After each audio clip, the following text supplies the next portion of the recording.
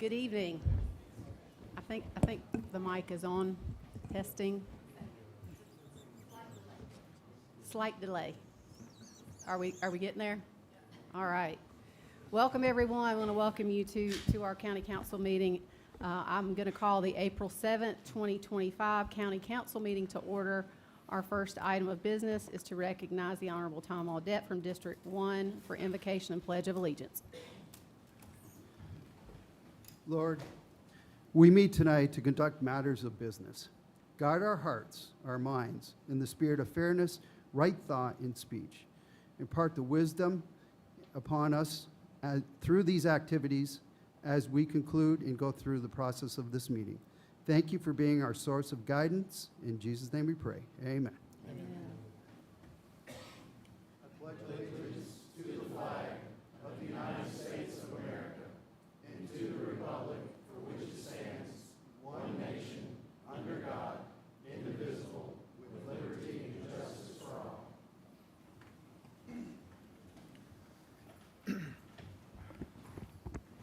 We do have one individual who is here to, it sounds like the mic is still not working. Can we check? Testing, There we go. testing. There we go. We do have one oath of office tonight. When I call your name, if you'll come forward, and our attorney will meet you at the front of the building to swear you into office. Dennis Kelly with Lake Wiley Parks and Recreation District Board. Is Mr. Kelly here? We don't have anybody in overflow, do we? Okay. All right. Mr. Kelly may not be here. We can circle back if we need to. We do not have any appearances tonight. We do have public forum.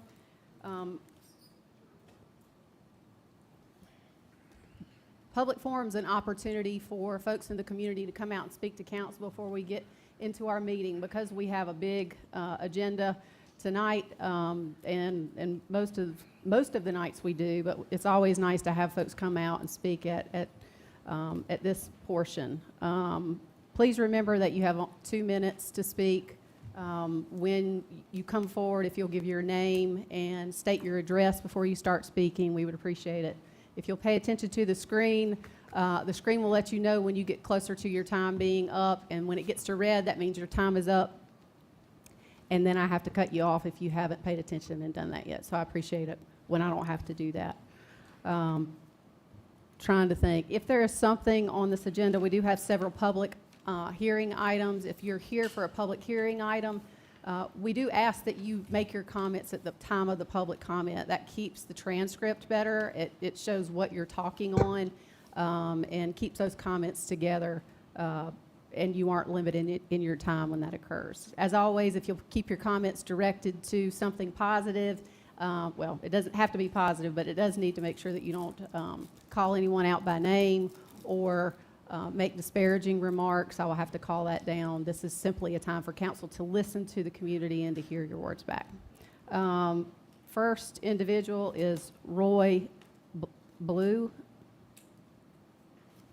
I'm sure I messed that up. Right here.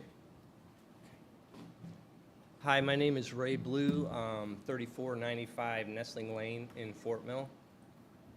I know you're going to discuss the Atrium acquisition of Fort Mill EMS tonight, so I just wanted to give a comment. I've been with Fort Mill Rescue, Fort Mill EMS for 21 years, all those years as a volunteer. I've been assistant director, night supervisor. I've been in charge of standbys, staffing our trucks. I'm still a volunteer. I run my regular Thursday night shift, so I run once a week, 12 hours a night. I just retired from Vanguard, which is an investment company, so I had a real job outside of that. I'm also a member of the board of directors. So I've been involved heavily in the last probably 10 to 12 years in the direction of Fort Mill and Fort Mill EMS. To me, it's part of my heart. Fort Mill EMS is part of my heart. It's part of me. My kids grew up there. They grew up going to training with me. We've done standbys at the high school games. A lot of work and effort basically is what's gone into Fort Mill EMS over the last 21 years just for me. So when I see the Atrium acquisition, the board of directors, we decided and realized that I can't continue doing this nonstop.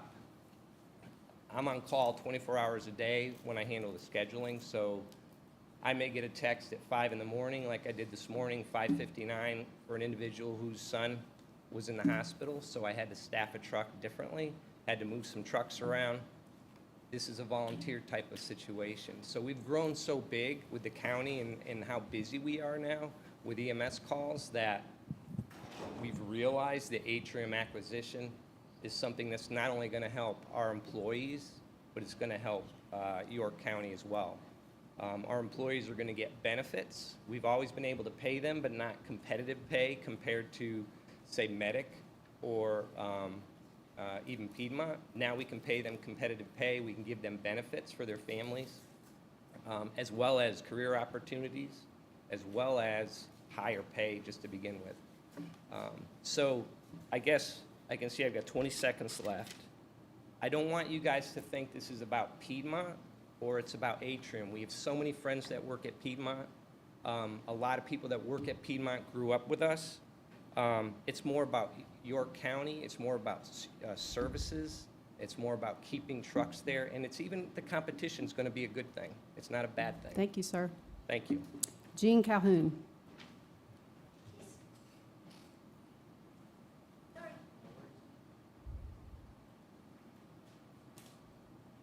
Hi, I'm Jean Wyland Calhoun. I've lived in my house for since 1979, and we just need a little bit of parcel of land transferred.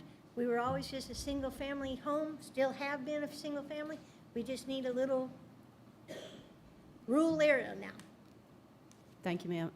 It notes on here that you're here to speak on a rezoning. Do you remember, can y'all tell us which one this is on?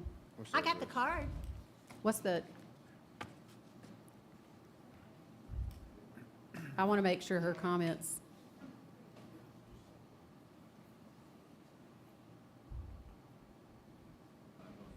$2505. Thank you, sir. Number 3. All right, so this is number 3 in the public hearing. Just want to make sure that your comments are connected with that. You're free to speak at that point in time if you didn't cover it, but That was it. We're okay. in agreement to it. thank you, ma'am. Thank you. Carl Young.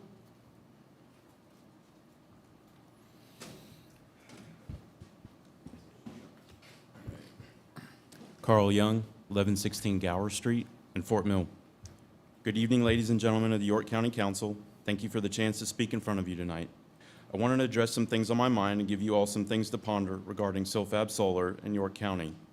As a PhD chemist, I'm familiar with the safety hazards of the chemicals and the potential impact they could have on the surrounding community if a chemical accident were to happen at Silfab. The silane and anhydrous ammonia could have some serious consequences. I'm also a father of 2 young kids that attend school in the Fort Mill School District, and I'm imploring for your help to keep my kids and the rest of the community's kids safe as they attend schools less than 1,300 feet from this heavy industrial manufacturing site being shoehorned into a light industrial zone.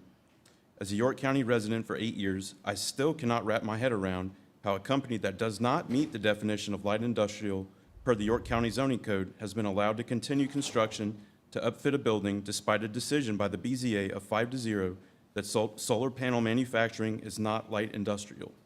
And the most illogical of it all is the county issuing an unsigned management statement saying the BZA decision does not apply to Silfab, yet Silfab is appealing the BZA decision in court. I'm here to demand answers and accountability for this debacle. You have the responsibility and the duty to your county constituents to rectify this situation. Stop putting some type of gain over the health and safety of York County residents, especially our kids. I'll yield my time. Thank you. Thank you, sir. Alicia Campbell.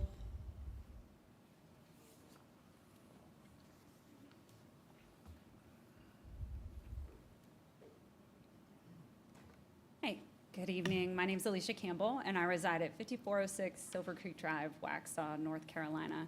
And though I do not live in York County, I have personal ties to York County for the last several years. I have family and friends that live here and also work closely on boards in York County and through my work at Atrium Health. Before my role at Atrium Health Pineville, I oversaw acute operations in Union County, North Carolina. This responsibility came with the partnership of overseeing Union County EMS. I have firsthand knowledge of the critical need for EMS services provided safely and efficiently. And I know the value in supporting EMS agencies. I am confident together Atrium Health and Fort Mill EMS can help reduce response times and improve turnaround times to keep ambulances on the road in the county and ready to help the next patient. As a leader of an acute care facility chosen by many York County residents, we will continue to partner with all of the EMS agencies that come to us. I have partnered directly with the many York County EMS agencies, including Piedmont, Fort Mill, River Hills, all of which transport patients to our center. We know it's vital to keep them on the roads and keep them ready for patients who need our services. There's a privilege that comes with our line of work and a responsibility. We see people at the worst of time. It is our job to help them back to their best. Along with our over 7,500 teammates who call York County home, Atrium Health remains fully committed to the care of York County residents through a number of ways, including our provider clinics, our ambulatory surgery center, imaging services, cancer services, and our network of hospitals. I recognize the long-standing tradition in this county with Fort Mill EMS. We have every intention of honoring that tradition, building on it, and making it better. Thank you, ma'am. Jonathan Collier.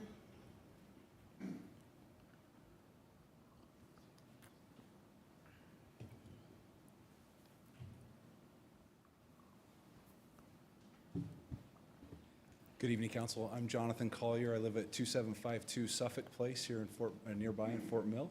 I'm happy to be here tonight. Appreciate the opportunity. As a resident of Fort Mill, I recognize the massive importance of emergency medical services and the value of community. As a Vice President of Mobile Medicine at Atrium Health, I also recognize the services and the importance of partnering together to provide emergency care to patients and to critically ill and injured patients and to citizens here in the county. I wanted to highlight a few things that I'm very passionate about emergency medical services and lived my whole career in this space. And when Tim McMichael, the Executive Director of Fort Mill EMS, approached us about helping to continue the foundation that team has provided for decades to this community, we are very excited to be able to help, to be able to continue to provide these services and ensure that the employees would have a good opportunity to continue to work.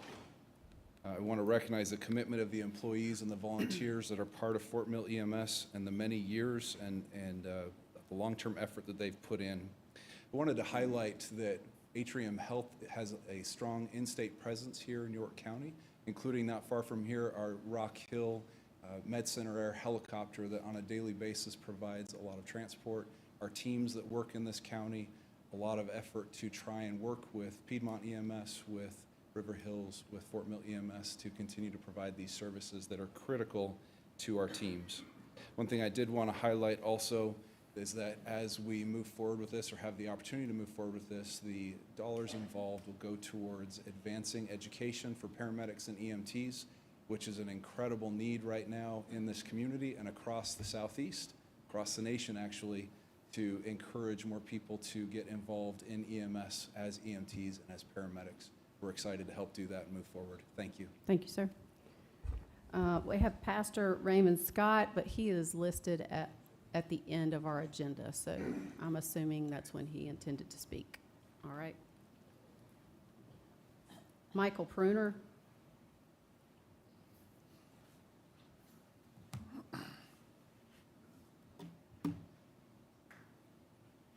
Yeah, the slide.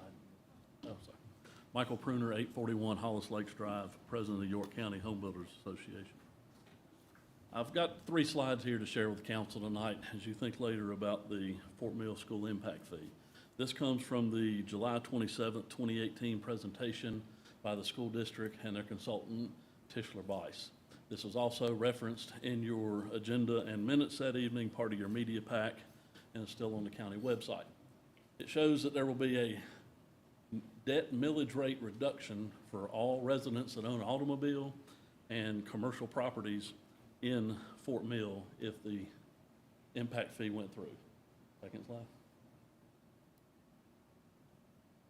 It shows down at the bottom that taxpayers will see a savings of 21 to 54% on their tax bill, beginning in the 2018 tax assessment.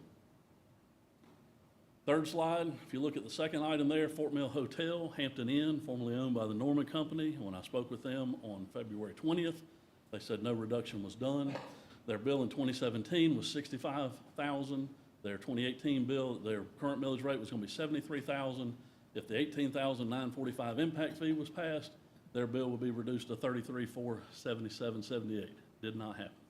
Down at the very bottom is the average taxpayer in their vehicles, $91 going to $47.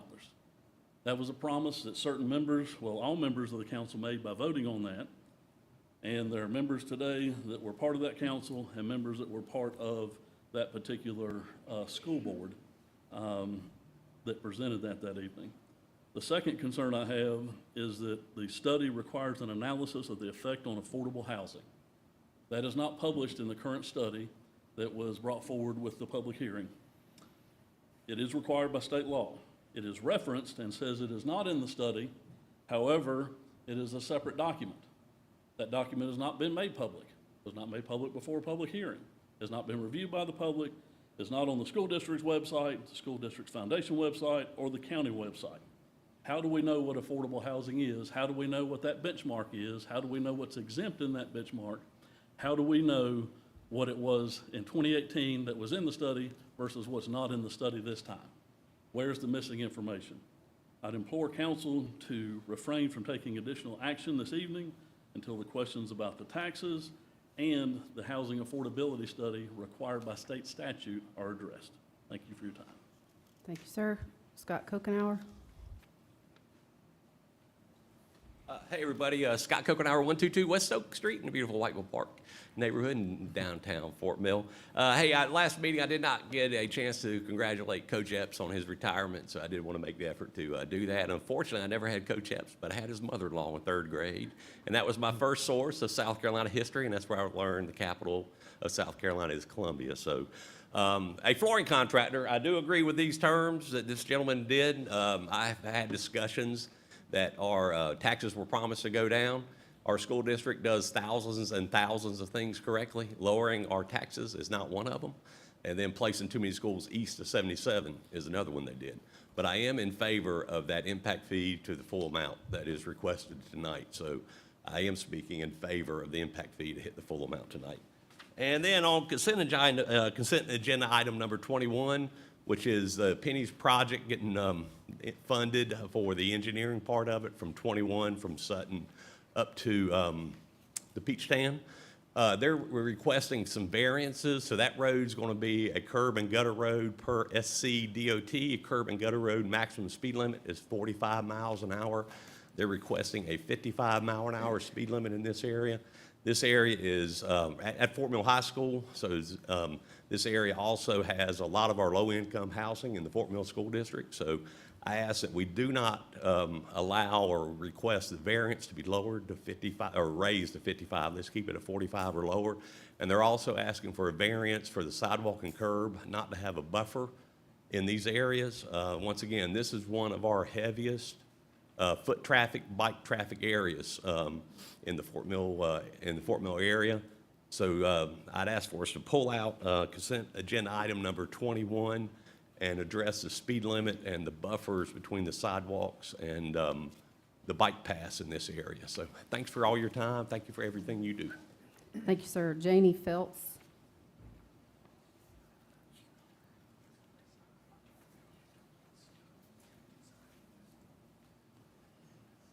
Hi, Janie Fells, 3162 Devonshire Drive in Rock Hill. And this is in reference to 2503. And they're rezoning the 11 units of condominiums that I live in and a couple more down the street from me and then one over by the lake. Why? It's already RMX 20 and they're supposedly changing it to RMX 6. What's the difference? Why? Tax increase, tax decrease? We have no answers. And they asked me to come because I'm the president of the HOA. Lucky me. So we just need some answers, and how and who and what do I get, and how can I get it? Thank you, ma'am. This item is set for public hearing. I think it's item number 1 in the public hearings. Nope. Yep. Yep. So, just want to note that for the record. Thank you, ma'am. Anna Kessler? Or I'm sorry? Okay. Jason was next.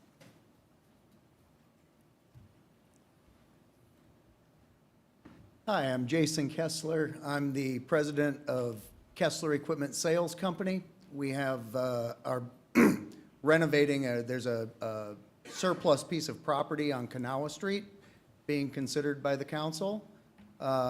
We're currently in the process of renovating the old freight train depot from 1865 in Fort Mill to turn into our office.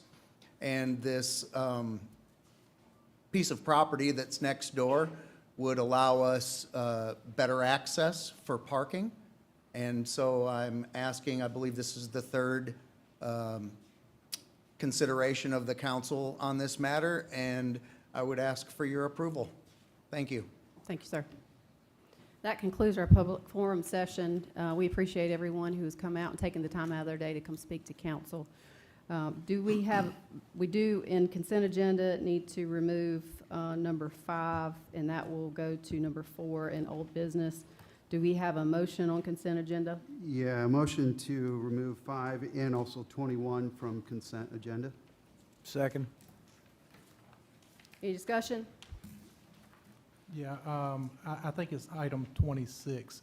I know he referenced 21, but that was the wrong roads Oh, that he okay. called Yeah, out. yeah, you're right, I'm sorry. 26, amend. All right, so Thank you. all those in favor, say aye. Aye. Any opposed? Hearing none, then number 5 in consent will go to number 4 in old business, and number 26 will be number 5. We move now to our public hearing items. First item, rezoning action, hold a public hearing and consider first reading, case number 25-03, tax map number 58602010001 through 37, 38, and 592-10-010112 through 27, to rezone from RMX 20 or OI to RMX 6, 12.38 acres in District 6. Mr. Bueno. Yes, good evening, council members. This is the case referenced by speaker just a few minutes ago.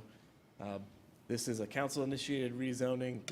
This is the latest in a series of these council-initiated rezonings to rezone communities that are already existing, that are multifamily communities, to the RMX 6 district so they can be conforming with the zoning code. So the current districts of RMX 20 and OI in this case do not allow multifamily developments, so this would bring that into conformance with the code. So this is the project for District 6. There are these 3 communities that are existing here. Here's a close-up of the zoning districts. So you can see these are RMX 20 for 2 of the communities, and 1 is office and institutional. Staff recommends approval. It will eliminate that non-conforming status of the existing communities. That's the whole purpose for the rezoning. So there's no comp plan analysis required for this type of rezoning, and by a vote of 6-0, Planning Commission also recommends approval. You say the planning commission recommends approval? Yes, sir. Yeah, the Nope. note- But if That there is- typo on my part did not fix that slide. I thought my, Yes, I yes. was not believing what my ears was hearing. Okay, gotcha. Any questions for staff before we open public hearing? Are the owners aware of the rezoning to RMX 6, Yes, they receive certified mailings. but no discussion, just mail? There's a phone number and email contact information for folks that have questions. Okay. In terms of the questions that were asked, this is, did I understand you correctly to say that this is intended to eliminate nonconformities that resulted as a result of recode? Yes, that's right. So previously, multifamily units were allowed in RMX 20 and in OI. With the code update, those were eliminated as allowed uses, and they are now only allowed in RMX 6, a brand-new district. So that multifamily is going away? Excuse me? Multifamily is going away in this area? It's as I understood what you say, this is intended to fix a nonconformity because That's they right. already are built out, they already exist, and according to Recode, rendered them nonconforming. So this is fixing that. Okay, Yes. so Rico took them out.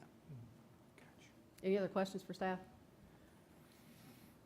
All right, thank you, Mr. Buono. Is there anyone here who wishes to speak against this request? Is there anyone who wishes to speak in favor? Move to close public hearing. Second. Motion and a second to close public hearing. Any discussion? All those in favor say aye. Aye. Any opposed? Hearing none, the public hearing is closed. Do we have a new motion? Motion to approve. Second. Motion and a second. Any discussion? Yes. Ms. Roddy?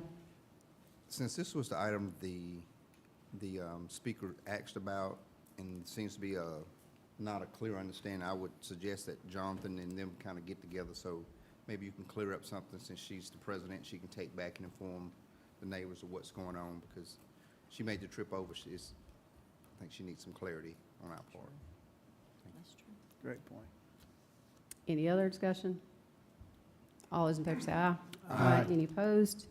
Hearing none, motion carries. Move now to item number 2 in public hearings, rezoning action. Hold a public hearing and consider first reading. Case number 25-04, tax map number 53500000153 to rezone from NC to RSF 30, 2.13 acres in District 4. Mr. Buono? Yes, this application is for a pair of existing homes that are on a single lot right off of McConnell's Highway. They're requesting to go to RSF 30 so that they can subdivide that parcel and separate the two existing homes. A little hard to see in the aerial with the trees here, but placed a couple of blue boxes. Those are the two existing homes that are on the property. They're just looking to split them up so they can be sold individually. There's the zoning for the area. So the right-of-way is still there, but Oak Ridge Meadows Court has actually been closed off, so there's no longer that intersection there. So right now, the comp plan calls this a rural center node, but there's not actually an intersection there any longer.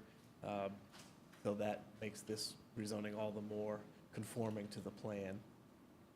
So the underlying designation there is single-family residential, so RSF 30 certainly fits that designation. And as I mentioned, that intersection is no longer there, so being able to be developed as a rural center node, not really a possibility anymore at that specific location. And there's no new construction proposed here. So staff recommends approval, and by a vote of 7-0, Planning Commission does as well. Thank you, sir. Any questions for staff? All right. Is there anyone here who wishes to speak against this request? Is there anyone who wishes to speak in favor? Move to close. Second. Motion and a second to close public hearing. Any discussion? All those in favor say aye. Aye. Any opposed? Hearing none, public hearing is closed. Do we have a new motion? Move to approve. Second. Motion and a second. Any discussion? All those in favor say aye. Aye. Any opposed? Hearing none, motion passes. Move now to item number 3, rezoning action. Hold a public hearing and consider first reading, case number 25-05, tax map number 73900000155 and 741000080 to rezone from RSF 40 to RUD and from RUD to RSF 40, 0.185 acre portion of 2 parcels in District 7. Mr. Buono. Yes, these two parcels are off of Holbrook Road. They share a property boundary, and that boundary is the subject of the rezoning. The two property owners are looking to swap some land because there's a fence that currently encroaches on one of the properties. So they're in 2 different zoning districts, so they are swapping the appropriate acreage to go into the other zoning district as part of this request to correct that encroachment. You can see where the fence currently encroaches now and the land swap that they're proposing. Staff recommends approval with a single condition. It's the standard condition that they need to record a deed for both properties that have one zoning district per parcel within 90 days of rezoning approval. And by a vote of 7-0, Planning Commission also recommends approval with this condition. Thank you, sir. Any questions for staff? Thank you, Jonathan. Is there anyone here who wishes to speak against this request? Is there anyone who wishes to speak in favor? Move to close. Second. Motion and a second to close public hearing. Any discussion? All those in favor say aye. Aye. Any opposed? Hearing none, public hearing is closed. Do we have a new motion? I'll make a motion to approve. Second. Motion and a second. Any discussion? All those in favor say aye. Aye. Any opposed? Hearing none, motion carries. Move now to item number 4 under public hearings. Council to hold a public hearing and consider first reading of an ordinance to amend Chapter 154 Land Development Code to revise the definition of minor subdivision to exclude lots created prior to October 21, 2019, to clarify that division of a lot into 7 or more lots requires preliminary plat approval, to provide for a public hearing, and to provide for other matters relating thereto. Mr. Buono. Yeah, so this discussion came to the Planning and Zoning Committee in the fall last year. There's really a very small section of code here, just this one definition for a minor subdivision. It's but 2 sentences, and it's that second sentence that's caused a little bit of confusion in the community. So it's very clear when you're subdividing all of the parcels at once, 6 versus more than 6, that's very easy, but when you're doing them 1 or 2 at a time, that's a little more confusing. So this proposed amendment would cure that confusion. So just to remind you all that minor subdivisions came about in 2019 as council was looking to address the development of piano key lots on existing county roads. So here's an example of how that would have played out. There's one large parcel of land on the left, and on the right is how you would typically want that to be designed, something akin to that, where none of the driveways are on the existing county road. They're all internally facing with just 1 or 2 exits onto the county road to the community. But what had been happening, don't have the animations on the slide, but underneath that one, there's a depiction of 8 lots. They're all the way from the west side of the lot to the east side of the lot, and they all have driveways on the existing county road. In this particular example, there were 8 of them that were done between 2018 and 2021. So that becomes, well, how many more cuts do they get at that point, since council adopted the major minor subdivision definitions in 2019? We talked about it with the committee, and the committee came to the conclusion that there needed to be some certainty added to the code, and that date of certainty would be October 21st, 2019, which is the date that county council adopted the definition of major and minor subdivisions into the code. So therefore, any lot that existed prior to that date can be subdivided as a minor subdivision. That's not considered a minor subdivision with this amendment. Staff recommends approval. This furthers our strategic plan goal to identify code issues and create some clarity, some easy to understand code provisions. This certainly helps both property owners, subdividers, for profit, and staff. There's some clarity around the issue, and this is within the range of best practices for jurisdictions that have the major-minor distinction. And by a 6-0 vote, Planning Commission also recommends approval. Thank you, sir. Any questions for staff? Thank you, Jonathan. Is there anyone here who wishes to speak against this request? Anyone who wishes to speak in favor?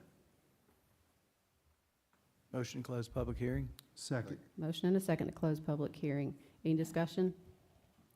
All those in favor say aye. Aye. Any opposed? Hearing none, motion carries. Do we have a new motion? Motion to approve. Second. Motion and a second. Any discussion? All those in favor say aye.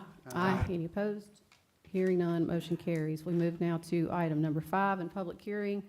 Council to hold a public hearing and consider third reading of an ordinance to authorize the sale of property identified by tax map number 020, 0601, and 068 and situated on Kanawha Street, Fort Mill, South Carolina, to entertain an existing offer to purchase the parcel, to authorize the execution of the contract of sale and issuance of a deed for the parcel, to provide for a public hearing, and to provide for other matters relating thereto. Do we have any comments from management before we move into public hearing? All right. Is there anyone here who wishes to speak against the sale? Is there anyone who wishes to speak in favor? Move to close. Second. Motion and a second to close public hearing. Any discussion? All those in favor say aye. Aye. Any opposed? Hearing none, motion carries. Do we have a new motion? Motion to approve? Second. Motion and a second. Any discussion? All in favor say aye. Aye. Any opposed? Hearing none, motion carries. It's been brought to my attention before we go into old business, I do want to go ahead and correct this. Apparently, I skipped over and crossed off a name that I didn't mean to in the public hearing. I hate to do it out of turn, but I want to make sure I give this individual an opportunity to speak their 2 minutes. Terry Cook.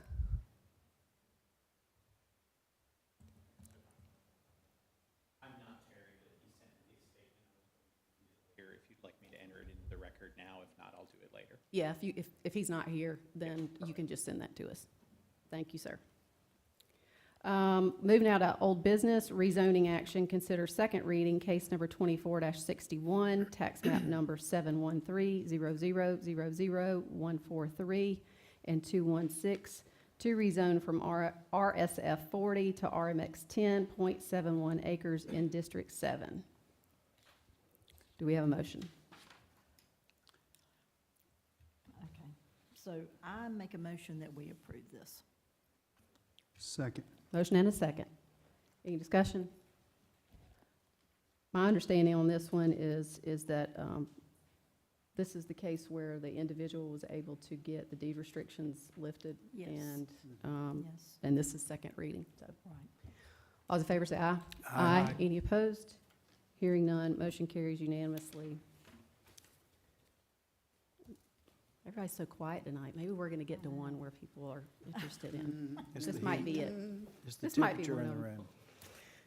Council to consider amending and providing third reading of an ordinance adopting a public education facilities impact fee to be imposed on all new residential development in the Fort Mill School District Number 4 pursuant to York County Ordinance Number 2718, impact procedures, to ensure that public education facilities will be available and adequate to accommodate the need for public education facilities expected to be generated from the school children in new residential developments in the school district based on the district's level of service standards and capital improvements plan, to assign the cost of such public education facilities on a proportionate share basis to new residential development with an established impact fee for a single-family detached dwelling unit at $29,640 and at an established impact fee for a multi-dwelling unit at $20,796, to authorize an intergovernmental agreement between York County and Fort Mill School District Number 4 defining the respective rights, responsibilities, and obligations of the parties regarding the impact fee,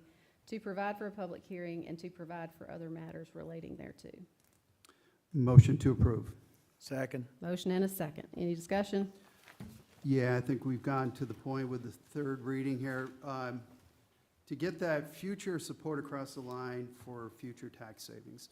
The last go-around, we saved about $73 million roughly to the taxpayers that would have had to pay out for their schools. You know, the millage rate, when you look at it, if that wasn't there, the mills would have gone up to about 129. It stayed around about 72. So it was a tax savings for both residents and business. It's an opportunity for have growth pace for growth as we move forward. And I know in the last go-around, we did look at affordable housing as part of the requirements that they went through last time.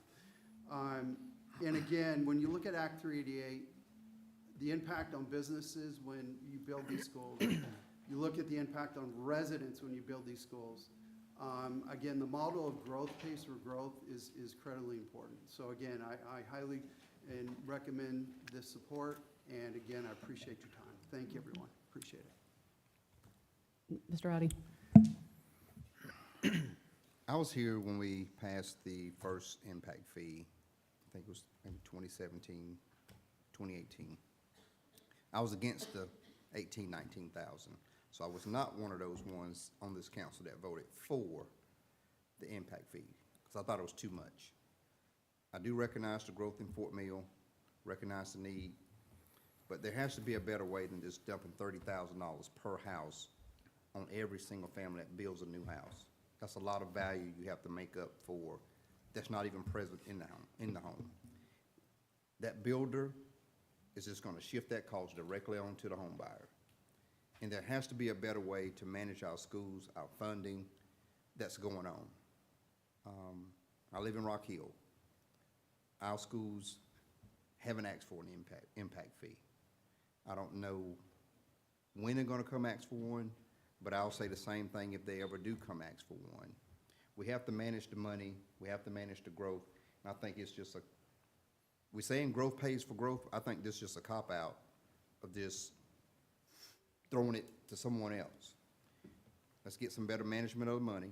Let's get a handle on what's going on and not just take the easy way out and say throw a $30,000 fee on every new home. That's the easy way.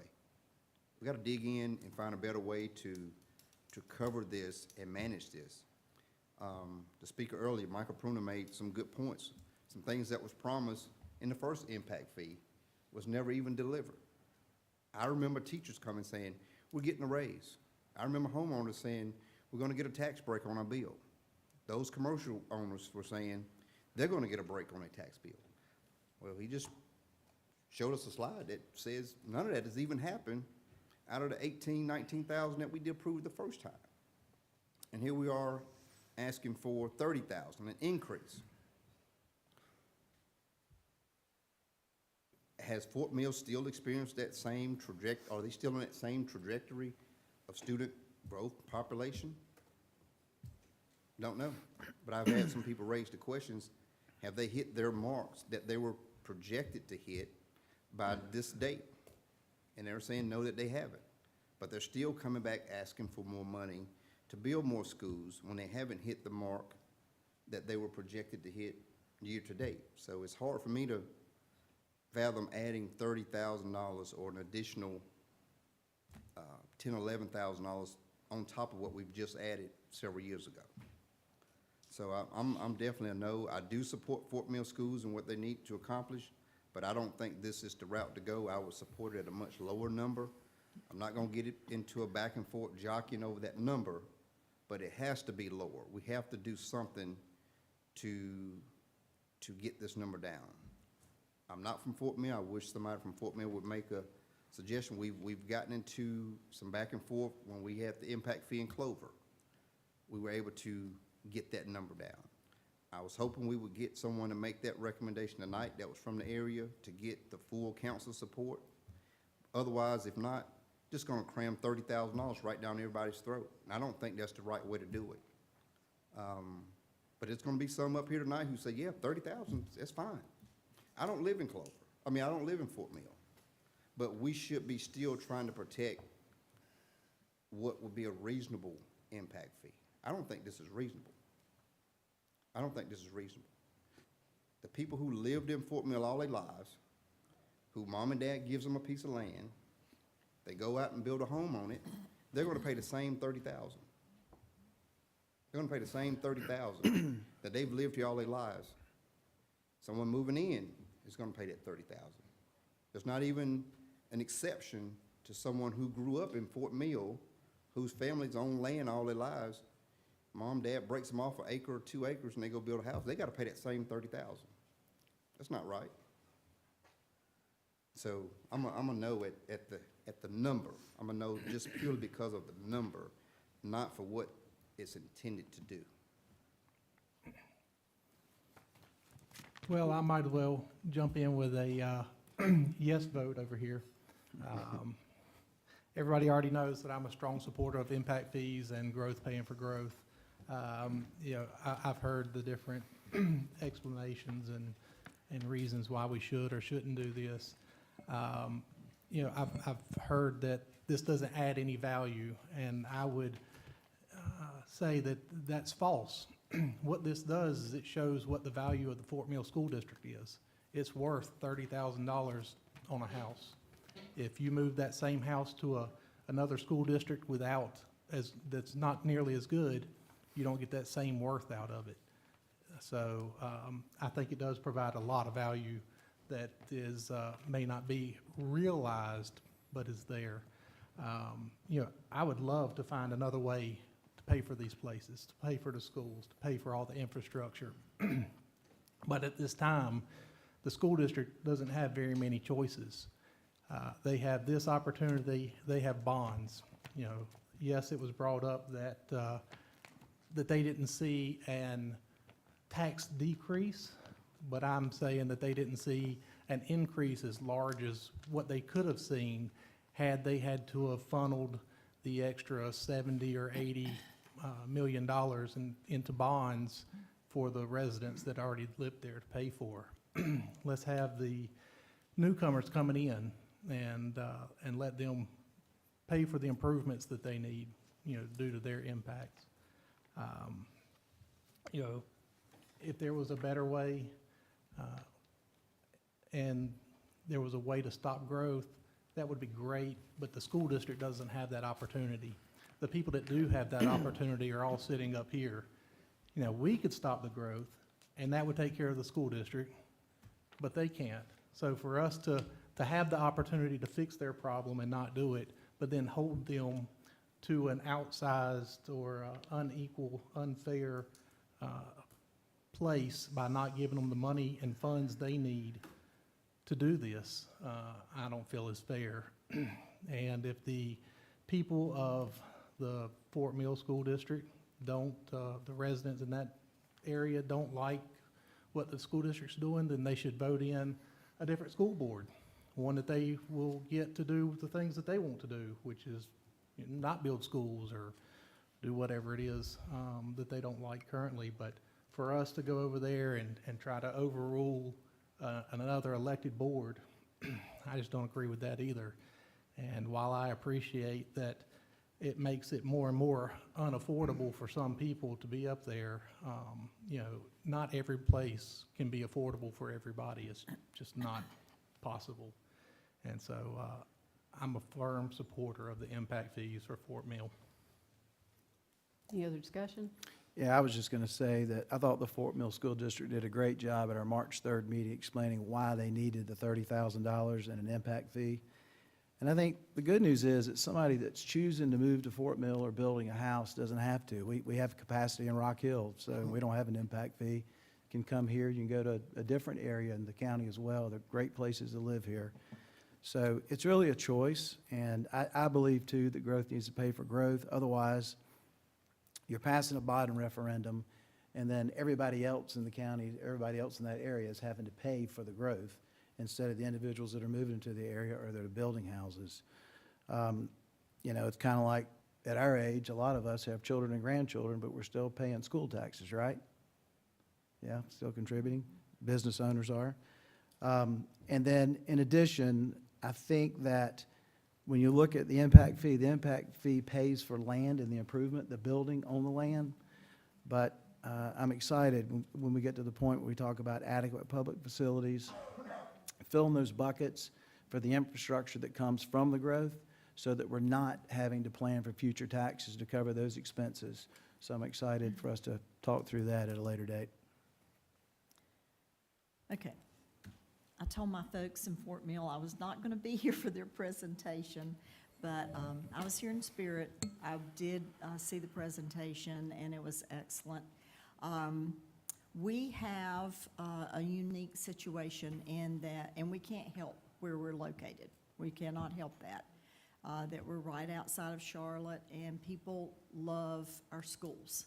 I mean, from the time my son could go to school, we were, of course, in Lancaster County, so we couldn't go to York County schools, but, and he's 47 years old. So that's been a long time that I've heard about the wonderful Fort Mill schools. So I was very honored to be able to support and represent my district, District 7, Fort Mill. So of course, I am for the impact fee. Thank you. Well, I pretty much have said how I feel about them. I think not just on this issue, but for a lot, I can explain to you a lot of reasons why I don't think that it's growth paying for growth. But when we can get exemptions, quit kicking the can down the road, and we decide to really dive into this and fix it the way that it should, I, like a lot of people in this county, are generational families. And we didn't come in here and build 500 house subdivisions and all and pile all up elbow to elbow. And not just this subject, but a lot of other, we use the broke folks' money because we just keep seeming to not be thinking and seeing what's going on. Now, I'm for education, but I'm also for that kid, once you educate them, later on in life, to be able to afford stuff. And we need to start looking at this, because many of these kids, I don't care how much money they make, that if we keep on the path that we're going, they ain't gonna be able to afford a home. So I won't be supporting it, won't support it in my district, because, like I said the last time, everybody don't make the same money, and we shouldn't hinder folks in any of these districts that work and try to have by something like this. Now, when we want to talk to the state and get the exemptions right and truly charge the ones that are causing the impact, that's a whole different subject. So, thank you. Well, it doesn't take a rocket scientist to see that if you count up the votes, it doesn't really matter what I say or what I think. This is going to pass.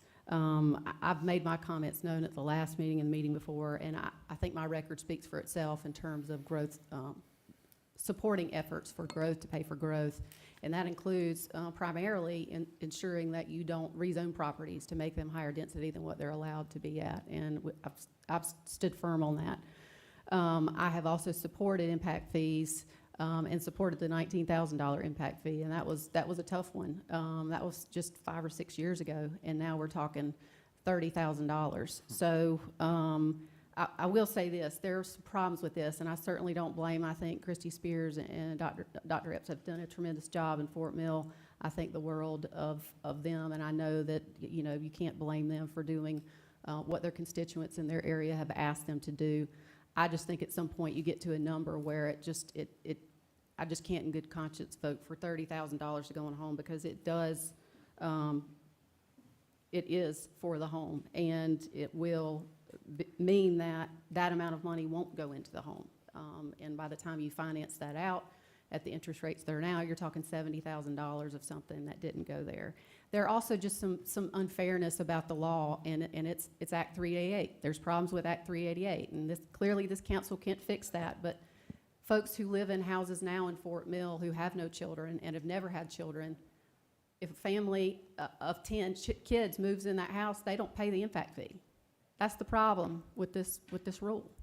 In addition to some of the things that Mr. Roddy has pointed out, that there are no exemptions for anyone who has owned their land forever and ever, and now we're going to say you got to pay $30,000 just for the privilege of building a house when you've saved and owned that land.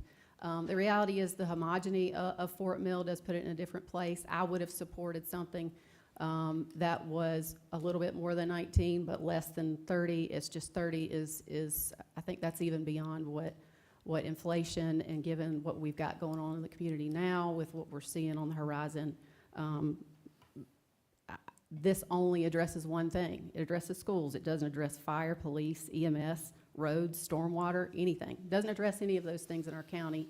And I do think you get some exhaustion there by trying to put that responsibility on a new construction, because when you have the gaps in the ordinance that don't allow you to account for those things, that's the reason why I can't support this tonight. All in favor say aye. Aye. Opposed? No. No. Motion carries 4-3. Move now to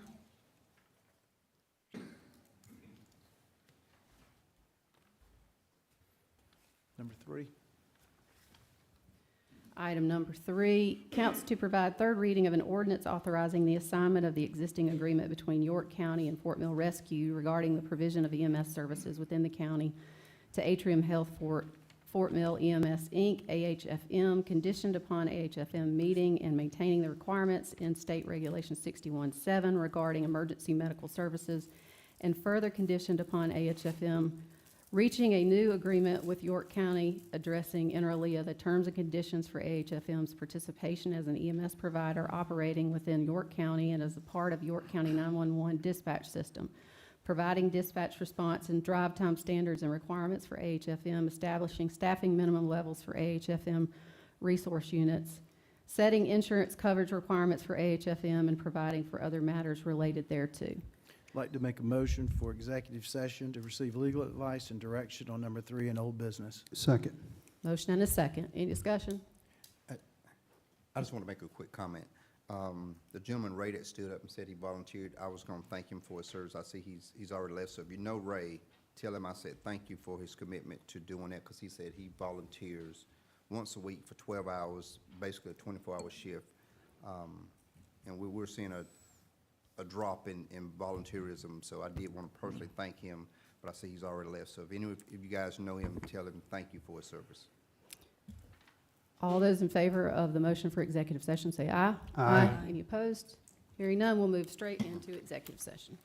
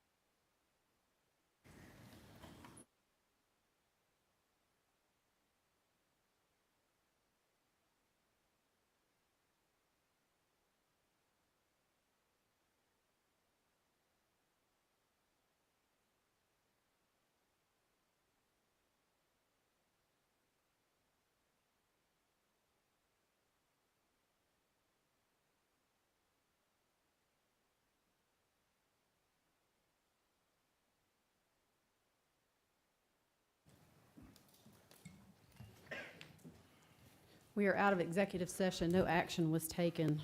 We come back to the item that was read prior to executive session, which is item number 3 in old business. Do we have a motion? Yes, we do have a motion. Motion to amend AM approved third reading by dispersing, or of the ordinance by dispersing with the need to assign the existing agreement between York County and Fort Mill Rescue to AHFM, conditioned upon reaching a new agreement with AHFM. The terms and conditions of such new agreement have been reached, with the new agreement being presented in conjunction with the ordinance for approval. We have a motion. Is there a second? Second. Motion and a second. Any discussion? So I'll go ahead and start. You know, this has been an interesting discussion and what we've gone through here. And I just want to first say, you know, to Piedmont Hospital, I just want to say thank you for what you do in this community and how you support the people of this area. You guys are done an amazing job, and thank you for everything you do. Really appreciate it. As we look forward with this agreement, I think that there's an opportunity here to continue on with the outstanding job that Fort Mill EMS has done, and to bring in, I guess, a new era as we move forward. Now, you know, as we look for what we need in the community and in the calls, et cetera, there's opportunities for expanding, adding on both new ambulances by both organizations, et cetera. So there's a lot of opportunity, and I look forward to, you know, what's going to come out of this. So again, thank you. Appreciate it. Any other discussion? You can go ahead. All right, I'll lead off by saying, there are no easy decisions when you sit up here. Every single decision is just as important as the last one you made. They only get bigger. The decision that we make never go the other way and become smaller or minute. I had the opportunity to speak with people at Atrium. I've had the opportunity to sit down with Piedmont, both outstanding organizations, and being completely transparent. When I had COVID, I went to Atrium. Ambulance picked me up. My wife said, take him to Atrium. I went to Atrium. My primary physician works for Atrium. When I was on the phone with the guys from Atrium last week, I said, hey, I got to get off this call. I got a doctor's appointment. I went to Atrium. And I disclosed that with them and told them that any decision made for up here is nothing personal. I do respect the fact that Piedmont has been around, major contributor to our local economy, provide jobs, provide resources, huge tax base for us. That means something to me. I was supporting Piedmont to be the recipient of taking over the contract or taking over the ambulances or working with Fort Mill EMS to make that transition to be the single provider of ambulance services. And I told the guys at Atrium that if my decision didn't fall on their side, it wasn't nothing personal. I'm not going to change my doctor. Not going to change, can't change where my son was born. And I think some members on council maybe got the vision or got the importance of it wrong. I was here when the hospital wars were going on. I remember when it came down to those decisions, a lot went into it. I just think when you have someone who's committed to this county, who's done what they've done for the umpteenth years, 30, 40 plus years, that should mean something. That should mean something to this county. That should mean something to this council. And it's nothing personal against Atrium, like I said. I have stock at Atrium because I'm a patient at Atrium. But what I have stock in Piedmont, and Piedmont have stock in me because of their involvement here in this community. you know, some people try to make this about hospital care. I said, no, this is not about hospital care. This is about EMS services. This is about still having a patient's choice whether Atrium ambulance picks you up or Piedmont ambulance picks you up. That's not going to change. And I'm still siding with Piedmont. I think they're a huge asset to this community. Can imagine what some families would be going through, some loved ones would be going through if it wasn't for Piedmont. I shared that with them when I met with them. But it's not about, some people say, oh, we're getting Atrium. No, you're not getting Atrium. You're still getting Fort Mill Rescue with Atrium on the side of the ambulance. This is not about Atrium getting a hospital. This is about Atrium getting involved a little more than what they've already done here in Rock Hill, Fort Mill, York, TK, wherever they're at. So I don't want people to think they're getting Atrium, or I'm voting against Atrium. I'm voting for Piedmont and what they meant to this community, and that I recognize their value from A to Z. I can't say it any louder. I wish this council had more time to entertain the notion of what was really going on, because I think some members of council don't really understand what is in front of us. We're getting Atrium. No, we're not getting Atrium. Atrium is not building a hospital. They're not guaranteeing every patient that they pick up is not going to Atrium. Every patient Piedmont picks up is not going to Piedmont. None of those factors change in what we're about to do. And, you know, someone feels like we shouldn't tell Fort Mill EMS what to do with their resources. It's our 911 system that's going to be dispatching. That's why the decision is on our desk. Not to tell Fort Mill they can't work out an agreement, but it's our system that these ambulances have to operate under. It's our contracts the ambulance have to operate under. And if it wasn't our contract, if it wasn't for us, it wouldn't be coming to us on Monday night. So my vote is still with Piedmont, and my doctors are still with Atrium. I can say that publicly because I'm transparent. You know, Atrium saved my life. You would think, well, he should vote for Atrium. It's not about that part. This decision's not about that part. So I'm supporting that we don't allow Atrium to take over and put their ambulances in our EMS service or our 911 system, that Piedmont be awarded that opportunity. Any other discussion? I just want to say that I don't have any preferences one way or the other. I think they're both great facilities, great organizations. Where I stand is my view of what government is and the purpose of government. And being involved in this, you know, I take it as we shouldn't be canceling somebody's contract and renegotiating it just because they're being bought out. I've mentioned this before to other people, that it's the same as if any one of you held a contract with the county and your business was up for sale and another company came in from outside the area and wanted to buy your business and take over your contract with doing whatever it is for the county. And then a local competitor is saying, no, let's just cancel. If they're going to sell out, let's just cancel their contract and, you know, let us just take over all of it. I don't think that's what we should be doing. If you've got a contract, if you're doing the work for us, we should honor that. And, you know, as was mentioned, yes, Piedmont's been here for a long time. Fort Mill EMS has been here for a long time. And Fort Mill EMS is going to still be here, but just under a different name. You know, they're still a local entity.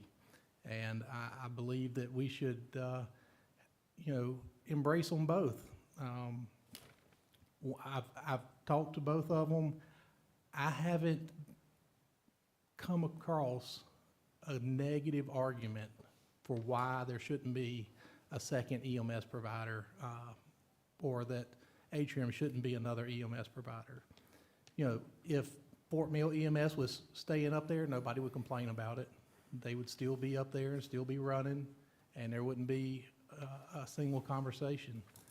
But, you know, I just feel like we should let them do what they're gonna do, and as long as they can stick with the contract, you know, we'll be okay. There's some other issues that were brought up that, you know, do concern me, and some of my conversations in the last couple of days about the hospital systems, but those are state level issues, and unfortunately, us sitting up here can't fix those. So I really, I hope we can all just make the right decision, and that, you know, it's the best for the citizens, but I support this procedure going through, or this ordinance going through. Okay, I do represent District 7, Fort Mill. Feel like tonight's Fort Mill night. And the fact that I have spoken with both groups, Piedmont and Atrium, I do certainly respect the contribution that Piedmont offers the Fort Mill area.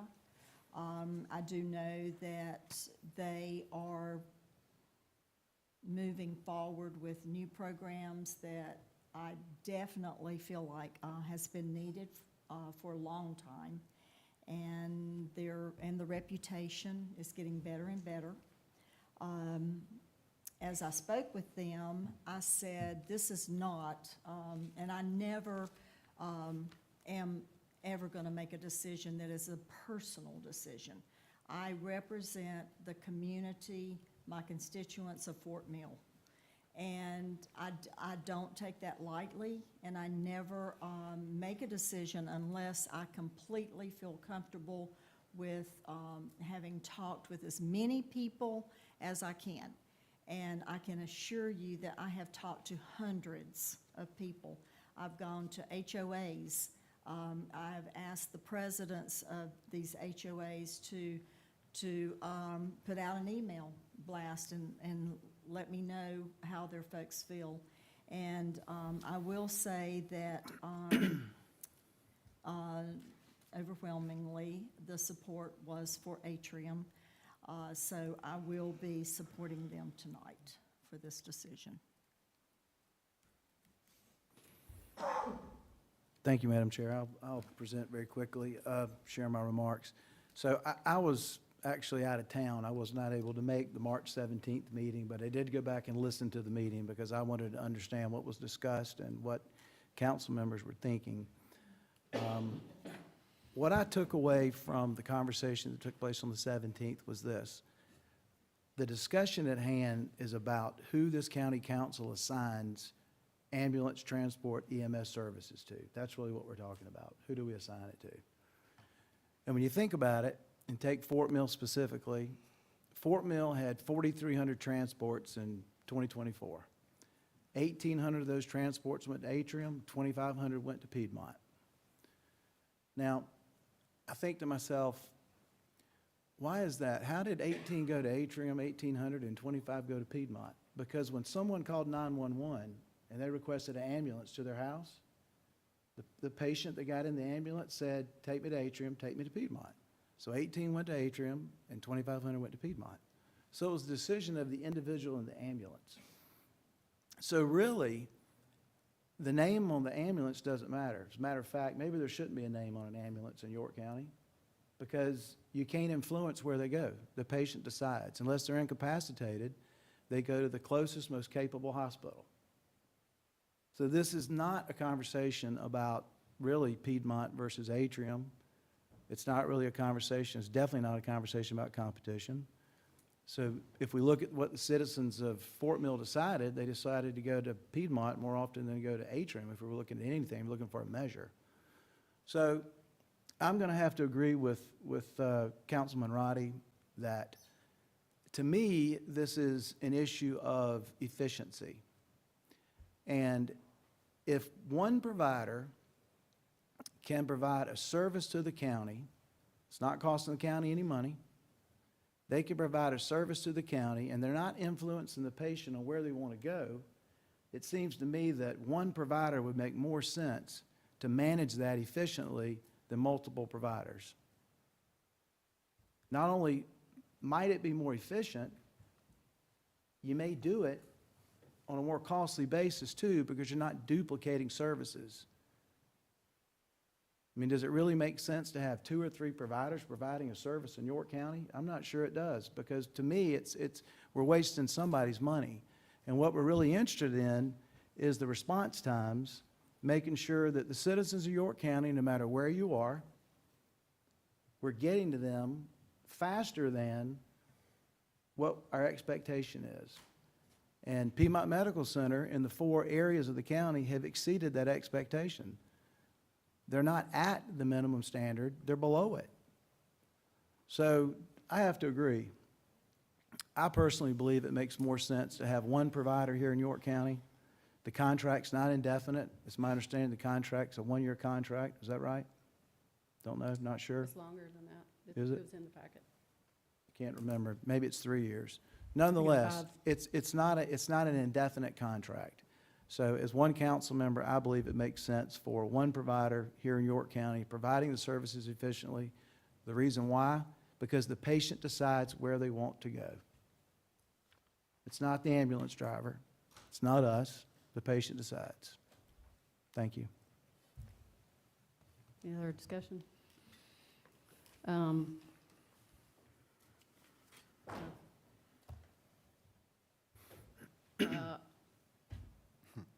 So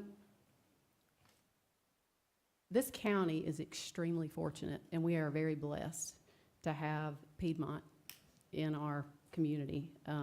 I personally value the employees. I personally value the investment that they have made. And one of the things that folks don't understand is that these ambulance services, they're provided for free by Piedmont and by Fort Mill EMS and other EMS providers in the county.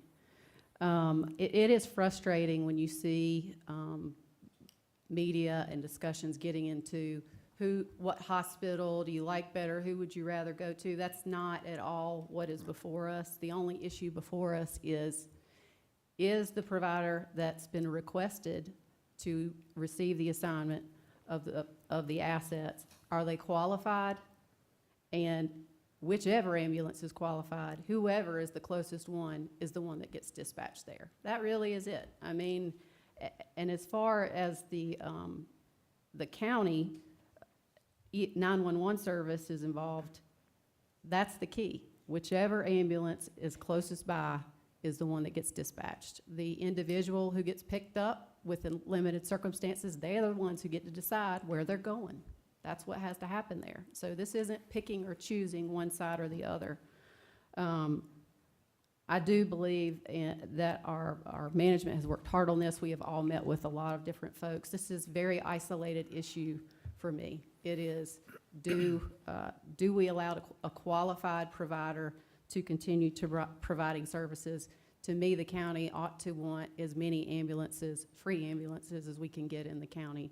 And for that reason, I will support the assignment. But it is frustrating to me how the issue seems to be getting turned into something that provides divisiveness instead of us moving forward. I'll say this, I think one of the most professional folks I've met is Teresa Urquhart. I think she's doing an amazing job at Piedmont. I think that she's very well spoken. She's a good face for that area and for that business. I appreciate the work that she has done, and I look forward to us continuing to having partnerships throughout the county. All those in favor of the motion say aye. Aye. Any opposed? Opposed? Motion carries 5-2.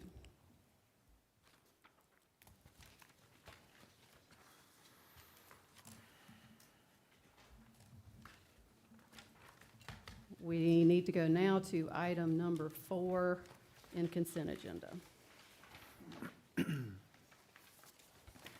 Sorry, 5. Rezoning action, consider third reading, case number 25-02, tax map number 73800000042, to rezone from RMX 10 to OI, 1 acre in District 7.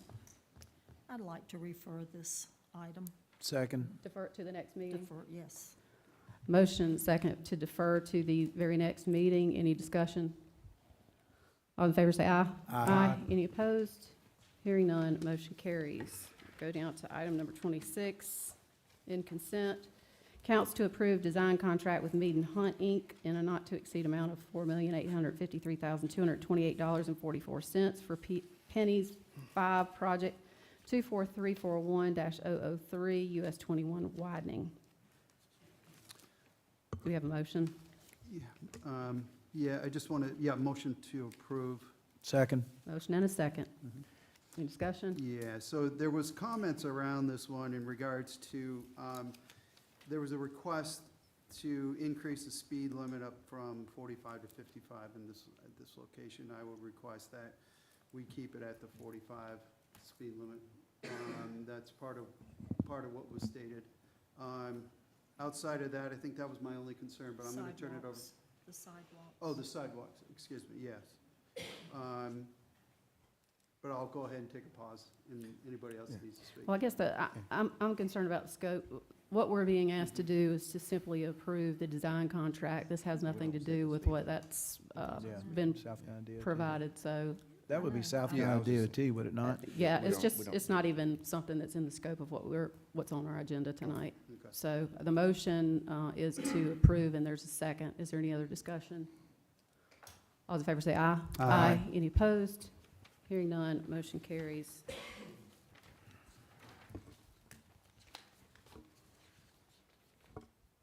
Move to new business. Item number 1, council to approve applying for and accepting, if awarded, the Community Development Block Grant in the amount of $1,667,500 for the State Line Water Line Extension Project in Lake Wiley. Yes, real quick, Madam Chair. Staff has worked hard to identify a potential CDBG project for York County. We haven't had a project since 2005. So thanks to our partners at the COG who are here to help answer any questions y'all might have. We think we've identified a good project, and there's I guess 3 agenda items here that we have to formally go through so that we can apply if you all so desire. Do we have a motion? Motion to approve Second. and apply. Motion and a second. Any discussion? All those in favor say aye. Aye. Any opposed? Hearing none, motion carries. Council to authorize an agreement between York County, a political subdivision of the state of South Carolina, and the Affordable Communities Group LLC, a North Carolina limited liability company, Lake Wiley MHP Utilities LLC, a South Carolina limited liability company, and ACG Lake Wiley LLC, a South Carolina limited liability for the matching and additional funds for the Community Development Block Grant State Line Water Line Extension Project. Motion to approve. Second. Motion and a second. Any discussion? All those in favor say aye. Aye. Any opposed? Hearing none, motion carries. Council to suspend the rules requiring the referral of a resolution to committee and hereby adopt the council resolution to pledge support for the matching funds for York County's Community Development Block Grant application for the State Line Water Line Extension Project in Lake Wiley. Motion to approve. Second. Motion and a second. Any discussion? All in favor say aye. Aye. Any opposed? Hearing none, motion carries. Council to consider a request from Sheriff Tony Breeden to increase the law enforcement pay ranges 5% and to issue an across-the-board increase to the employees within that pay range. Motion to approve. Second. Motion and a second. Any discussion? No, I'm excited about this. Go ahead. I think it's something that necessarily has to be done. It's being done within the budget constraints that exist, and it's going to help to attract the necessary personnel and to retain the folks that are in that department. And I think it's a wise use of those funds. It also makes us competitive with our peer groups around us, Rock Hill, Fort Mill, TKK, York, Clover. Right. So it gets us in the hunt, which is where we need to be. Yeah, I agree. That's what I was going to mention. And it's Yeah, excellent. in our report here. Yep. All those in favor say aye. Aye. Any opposed? Hearing none, motion carries unanimously. Move now to item number 5, council to approve first reading by title only of an ordinance authorizing the execution and delivery of an infrastructure credit agreement by and between York County, South Carolina, and that certain entity or entities identified by the county as Project Unagi, whereby certain property will be subject to certain statutory payments in lieu of taxes and benefits from certain special source credits. The placement of property comprising Project Unagi within the boundaries of a multi-county industrial park and to provide for other matters relating thereto. Motion to approve. Second. Second. There's a motion and a second. Any discussion? This, I have one question for legal, because I had some questions that I sent, haven't been able to work through those. This requires 3 readings, is that right? Yes, ma'am, Okay. readings. And the first reading doesn't have any heightened, No, it does not. like a resolution? Significance. Okay, No, so I ma'am. can get those questions Yes, answered. ma'am. All those in favor say aye. Aye. Any opposed? Hearing none, motion carries. Item number 6, council to provide first reading only, to provide first reading by title only of an ordinance authorizing a Fourth Amendment to the intergovernmental agreement by and between the City of Rock Hill and York County relating to the Textile Corridor redevelopment plan, the amended downtown redevelopment plan, the Red River redevelopment plan, the Manchester Village redevelopment plan, and other matters related thereto. Motion to approve. Second. Motion and a second. Any discussion?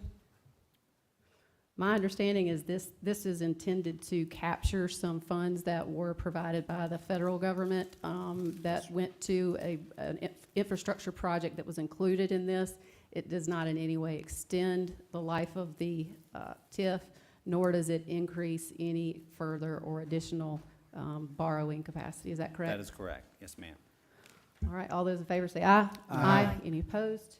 Hearing none, motion carries. We move now to committee and other reports. Chairman Watts Huckabee, Economic Development Committee meeting. Thank you, Madam Chair. We had our second meeting of the year on Thursday, March 6th, and second meeting, we've talked about incentives, the ED board, the ED fund, and we look forward to having more conversation on that tomorrow night at our workshop. Thank you.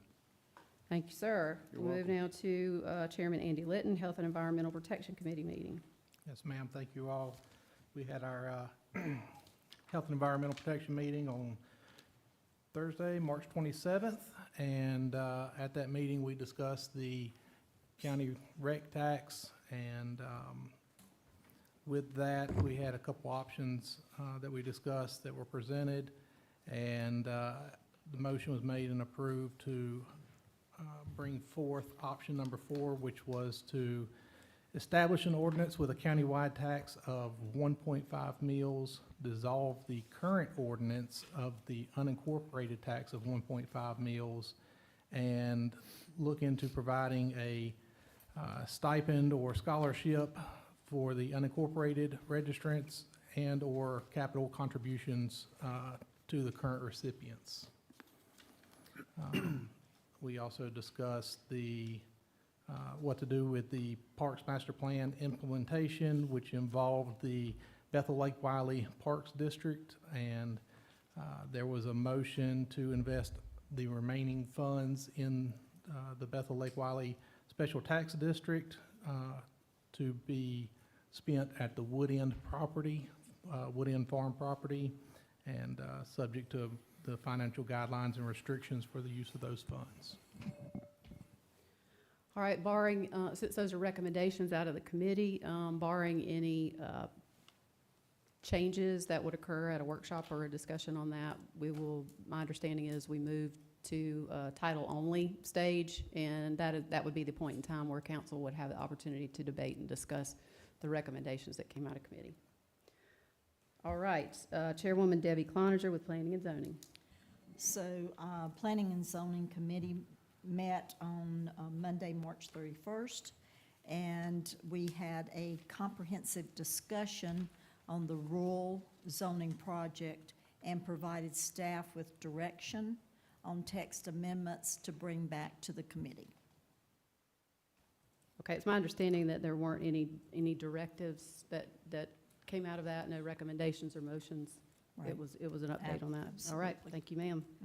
Mhm. And Chairman Tom Audette, Finance and Operations Committee. All right. Tonight, before the meeting tonight, we had a F&O meeting present was Councilman Rodney and Councilman Atkins. We had several items that we went through tonight.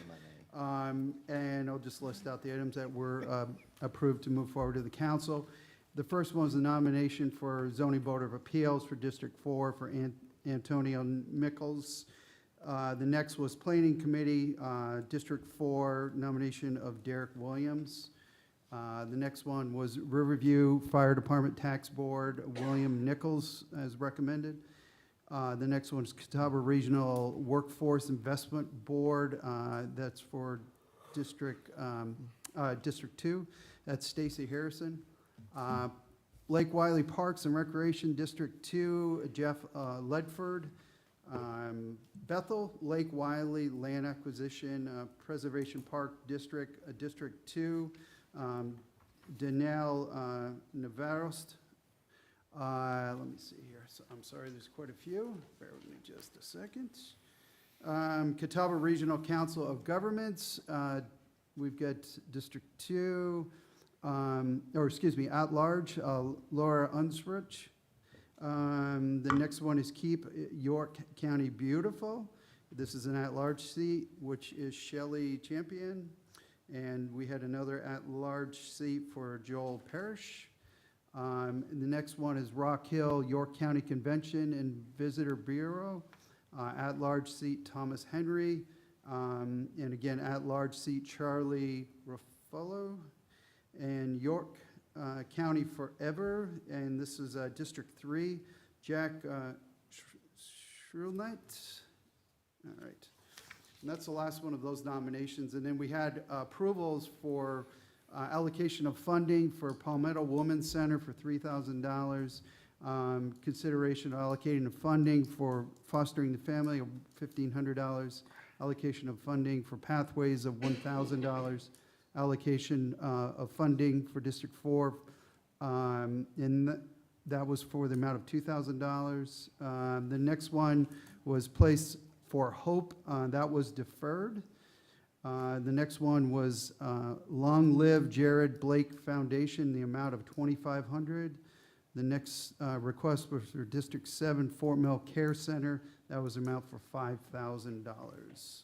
And that covers all the requests and nominations in our meeting. Thank you, sir.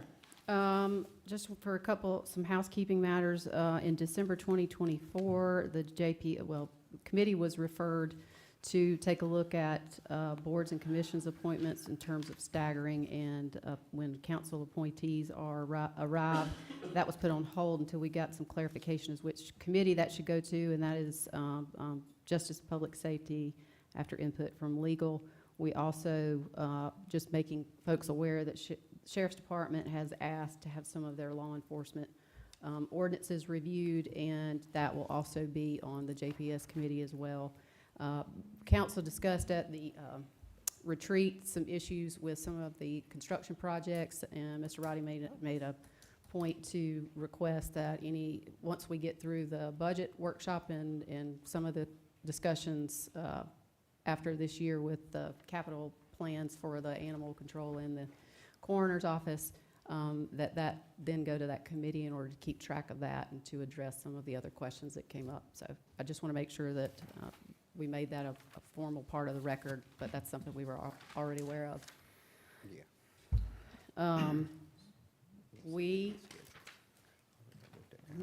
Let's see where we are. Mr. Pastor Ray Scott has been extremely patient. Thank you, sir. You get the prize for waiting all night to be, now you can say that you are very much well aware of what's going on in the county, at least as of what we have on this agenda. But thank you so much for being patient. You certainly can take the podium now. You have earned your right to be here. Get him a t-shirt. Get him a t-shirt.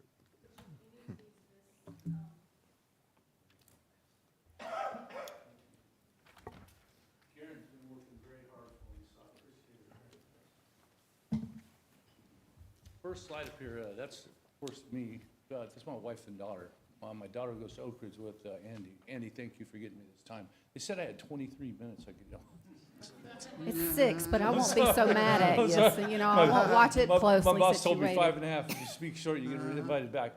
Thank you all for letting me be here. That's my wife and daughter and myself. We moved here 11.5 years ago. I'm a pastor at Lake Wiley Christian Assembly. My name is Pastor Ray Scott. We live at 2072 Lantana Lane in Clover, which is right across the street from Crowder Creek Elementary. The next slide is my ministry. It's called Greater Things. We started Greater Things about 3.5 years ago. What we do is go around the community and try to find things that people need or needs that are out there. Well, last year at the Back to School Bash at Clover School District, we supplied 525 backpacks to them, 125 of them fully equipped to the counseling department, and then 400 of them we handed out to Back to School Bash. And if anybody's from Clover or York, we support York this year. We're gonna put about 375 backpacks in their school as well for kids that can't afford them, or kids that just don't have them. We don't care whether, when I was a kid, we didn't have Title I, we had poor. So I don't know the difference between all that, we're just gonna take care of them. That's the Back to School Bash, what we did at Clover, that's where we started. They used to do the Creme de Bus for Kindness, which is, they park the bus all over the community and ask people for equipment. That's gone, we got rid of that by doing this backpack drive. The other thing we do is we do shoes for kids. Right now, we're supplying Rock Hill, Clover, and York with shoes. We supply them through the counseling departments. All the counselors have gift cards. I have a contract with a shoe show in Concord, and they drop ship them directly to the counselors, bring the kids in, show them on the screen what shoes they have available. We have a certain criteria because we don't want them to buy them flip-flops or that kind of stuff, and buy them shoes that they can use in the gym, and the kids are, the next day, they're drop shipped to their location. The reason why I came here is we started a new ministry called Souls for Their Feet. That ministry is going to take care of all of the kids in all of York County, all of Clover, and all of your Rock Hill this year. Next year, I'd like to, if anybody knows me in Fort Mill, I'd like to expand to Fort Mill, but that takes a little bit of work. There's a lot of kids, and as you guys know, this is all growing. This last year, from August to this next August, we're tracking to do 1,156 pairs of shoes this year that we've given to kids. That works out to about $63,580. That's a lot of money, a lot of work. And this is the first time I'm able to come to council. I'm here asking you for $1 million. I'm not. I'm not asking you for a dime. What I need is support to accomplish these things. It's a community-based ministry. To accomplish these things, I need you guys all know business owners. I'll give you an example. Lake Wiley Brewery, Scott Lozano, very good friend of mine, lives in my neighborhood. This weekend, he's doing a fundraiser where 10% of all proceeds that he gets, food and drink and everything, for 3 hours, he's going to donate to our ministry. He also gets on his knees and fits these kids with shoes at the Back to School Bash. The counselors help me. They get a hold of people. We get grants, whatever that is. The other thing that we've done in the Clover School District, in New York and other school districts, you can see, we fed the entire Clover School District staff. It all started in Clover, but we're expanding, as you'll see. The Blue Eagle Academy, where the kids that probably, I would say, they don't get along as well as most kids. We got them uniforms. Walmart, my uncle was married to Don Tyson's daughter, Carla Tyson, which owns Tyson Chicken. I happen to have a connection with them in Walmart. Walmart now gives me everything they have left over out of the 2 Walmarts at Newport. And in Clover, they give me all of their back-to-school stuff, and I take it and deliver it to the school districts. So we're starting to build an inventory up for these teachers and counselors. I wish Sheriff Reed was here. We supplied them with 85 pies and 85 2-liters for Thanksgiving, toilet paper for Clover assistants. We do a lot of things around the community is what I'm getting at. The only reason why I came here is so that you guys know, this is another one. Got a school bus, CATS school bus systems. They get rid of their school buses, I don't know what you call it. Where are you going to get in the bus? They get rid of them, they cut them up and throw them away. So I called the operations manager in Charlotte and said, can I have one of your bus stops? He goes, oh, I got kids on the corner of my church property at Lake Wiley Christian, standing in the rain when it's 26 degrees. You know, it's raining or freezing. I said, yeah, gave me one. Now, county council in Charlotte won't give them to me anymore because we got to do something with them. So I guess they're going to, now I'm trying to get a hold of the guys in Columbia to get their bus stops because there's a lot of places around these kids just standing out in the rain. I just drive around and look for opportunities. That's one we did. We're hoping to do a few more of them. Through all this, I had no idea that you could get an award for doing good. South Carolina School Board Association awarded me with the, in my ministry, with the Public Education Award for being champions of public education. I didn't pine for it. It's not that I don't appreciate it. I do appreciate the award. It means a lot. But more important to me is that the kids don't have to be disrupted because they don't have the cool shoes, or they don't have the backpacks. They don't need they don't have the things they need to do their schoolwork. This is Marshall School District up north. We took 890 toys up to the kids at Marshall Elementary, or Bush Creek Elementary. They had, the entire school's Title I. They all got Christmas this year. We just look for opportunities. So a friend of mine is the guy that runs Convoy of Hope. They put about 92.6% of everything they get donated to them back into the ministry. We put 100%. Lake Wiley Christian, supports me. Anything that is donated to greater things or to my ministry goes right back into the community. I don't take a dime. They supply me with gas, they supply me with everything I need. All I'm asking for you guys to do, we've got a brochure it's handed out, if anybody in the crowd wants one, just, if you know someone's a business, see if they can help me out with the fundraiser. Because I'm gonna take care of their neighbors, the kids all over the county. If they go to their council, or if a teacher sees that they need a pair of shoes or they need a backpack, we're gonna get it for them. We're gonna get it handled. And hopefully, in the end, my time's up, in the end, we're gonna grow this ministry to other needs. Someone asked me the other day, how big do you want this ministry to get? And I said, well, I hope Billy Graham, or Frank Graham now, borrows my jet, because his is broke down. He goes, well, he's got a fleet. And I said, I hope he needs to borrow my fleet. I don't know how big it's gonna get, but I want it to get as big as we can. I wanna help people. Thank you for your time. I appreciate it very much. Thank you. Thank you, Pastor Scott. Thank you for waiting. We appreciate the work that you do in the community.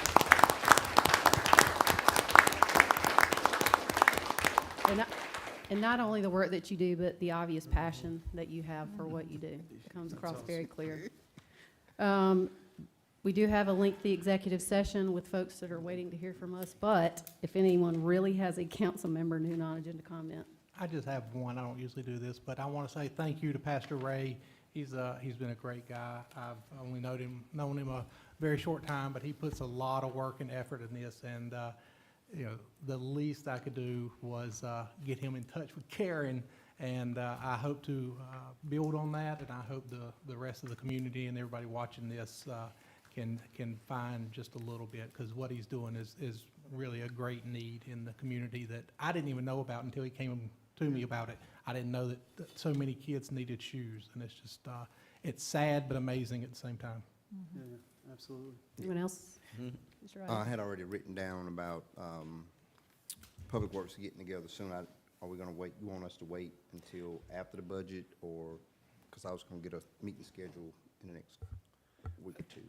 I think what we do is we move through the budget process, and then after the budget's adopted, then I think we'll know kind of where we are on those projects, and we'll share that with you, and then coordinate the best time to come in front of the committee.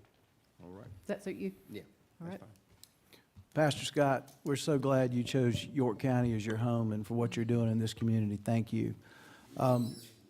Yes, sir. Well, we're glad you're here. Last Wednesday, Manny Kimmel is a good example of that. Manny Kimmel came to Rock Hill back in 1984, and last Wednesday, he was given the key to the city of Rock Hill for what he's done in our community. And it's people like you, Reverend Scott, and Manny Kimmel that have come into our area that are making a difference. And we're so thankful for all of you that have come into York County, and you're making an impact. Thank you. Yeah, just want to piggyback on Pastor Scott. Thank you for what you're doing. There's a lot of needs out there, and you're addressing a great need. So thank you. I appreciate it. And I do want to thank all the council members up here. I tell you, we have some great discussions, lively discussions. I know we have the rec funding discussion coming up soon, and that will be a lively and exciting one. And again, I thank the municipalities for everything you do for the kids and supporting with that municipal program. So I do look forward to that. Anyone else? I'm just gonna tell everybody, go to the Strawberry Festival in Fort Mill. Again, it's Fort Mill. But if you want some great strawberries, we have them. So it's coming up soon. There you go. Let's see. You got something? Yeah, I got something. I don't know if you stole my glory a while ago or not, but my. There's no glory in this. No, there ain't. Yeah. But anyway, the charge to my committee from the sheriff was, he had 3 items: the extended stay in hotels, the camping and the private property issue, and authority to address derelict structures. Excellent. All right. That concludes our council new non-agenda comments. Do we have a motion for executive session? Yes, we do. Receipt of legal advice, litigation update, receipt of legal advice, contractual matter, interstate exchange, preserved property, AMISUB, and then Atrium, if necessary, Atrium Health, Fort Mill EMS, and then personal matter, county auditor's office, and that's it. Do we have a second? Second. Motion and a second. Any discussion? All those in favor say aye. Aye. We will move into executive session.